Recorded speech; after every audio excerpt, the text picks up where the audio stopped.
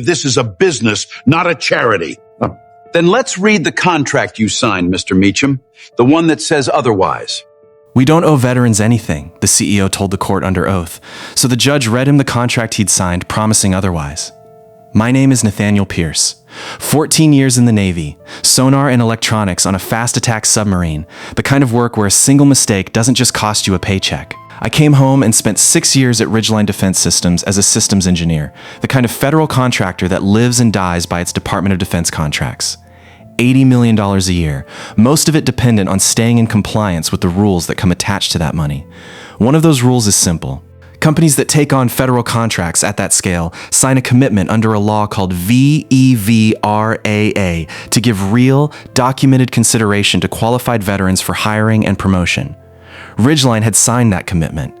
It was on their own website, in their own compliance filings with the Department of Labor. When the senior engineering lead position opened up, I had 6 years at the company, a security clearance that took 18 months to process, and a service record that included exactly the kind of systems work the role needed. They gave it to a new hire instead. 11 months of experience, no clearance yet, no submarine electronics background. I filed an internal complaint citing the company's own veteran preference policy. HR called it a difference in interview performance and closed the file in 4 days. 6 weeks later, I was let go in what the memo called a restructuring of the engineering division. I was the only person restructured. I hired an employment attorney named Laura Bennett, who'd handled federal contractor cases before. She didn't need to dig far.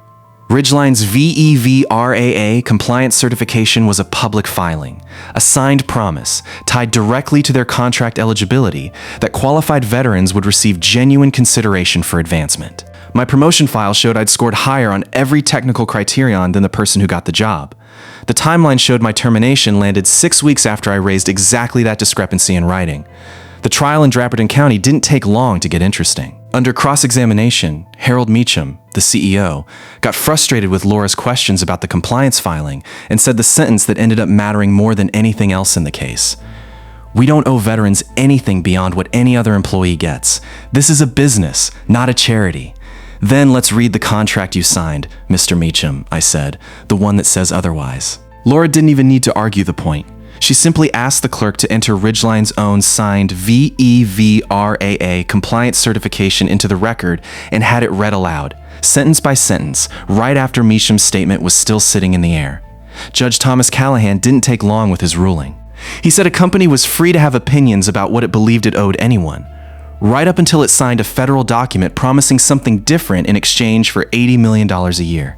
He found Ridgeline had both violated its own compliance obligations and retaliated against me for raising it, ordered the promotion, back pay, and damages restored, and referred the company's compliance record to the Department of Labor for review of their contract eligibility going forward.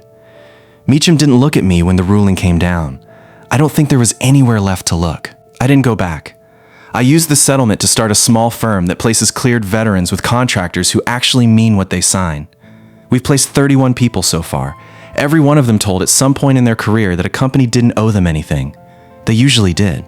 It just took a judge and the company's own signature to prove it.